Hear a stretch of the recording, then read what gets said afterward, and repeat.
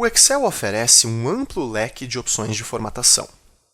Se usadas com sabedoria, essas opções podem render planilhas muito bem organizadas e fáceis de entender. Nessa tabela, nós temos colunas cujo conteúdo é texto e outras cujo conteúdo é numérico. Por definição, o Excel alinha texto sempre para a esquerda na célula e números sempre para a direita. Nós podemos ver o formato de uma célula aqui na barra de ferramentas, nessa janela. Se nós clicarmos nesse campo, abre-se um menu com outras opções comuns de formato. Percorrendo agora a nossa tabela, nós vemos que todos os campos estão com formato geral, exceto esse, que está como data, e esse, que está como contábil. Vamos supor agora que você queira remover o símbolo de reais e deixar esses valores apenas como números simples. Para isso, você pode vir aqui na barra de ferramentas e selecionar o formato número. Se agora, além disso, você quiser remover as casas decimais, basta clicar 2 vezes aqui neste botão. O botão ao lado tem a função oposta. Ele adiciona casas decimais. Esse acesso rápido por meio da barra de ferramentas é interessante, mas muitas vezes nós precisamos de uma formatação que não aparece aqui. Por exemplo, nossa missão agora é modificar o formato dessas datas para que apareça apenas o dia e o mês, sem o ano. Para isso, vamos começar selecionando essa coluna inteira da tabela e, em seguida, vamos acessar o menu completo de formatação clicando com o botão direito do mouse sobre qualquer célula e vindo em Formatar células.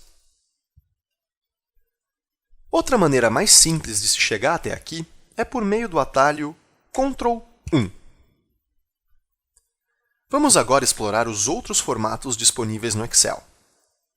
Dentre os formatos exibidos aqui, os mais importantes são Geral, que é o formato padrão do Excel, que pode ser utilizado tanto para texto como para números.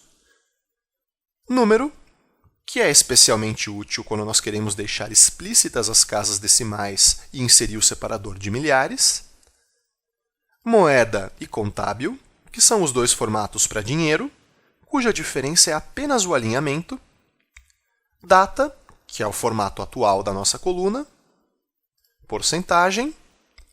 Texto e, por fim, personalizado, que é o formato que nós olharemos mais de perto agora. Essa opção permite que você customize o seu formato.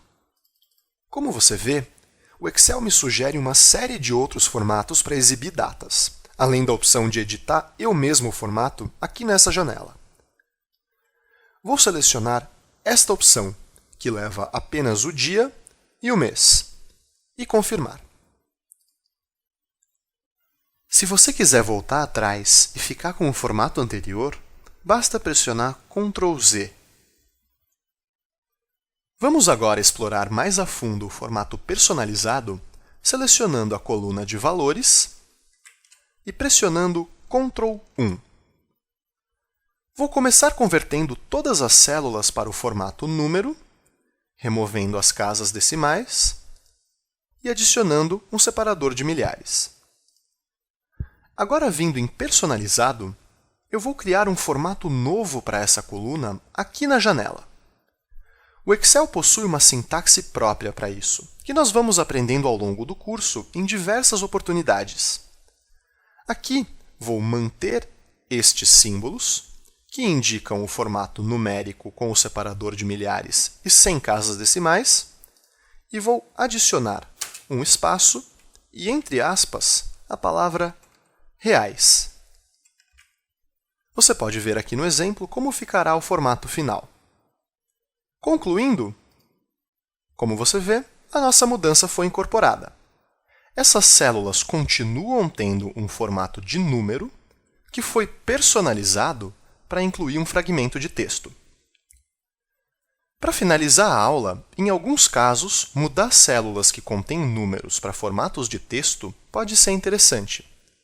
Por exemplo, Se eu digitar 0050 nessa célula, quando eu pressionar Enter, ela mudará automaticamente para 50.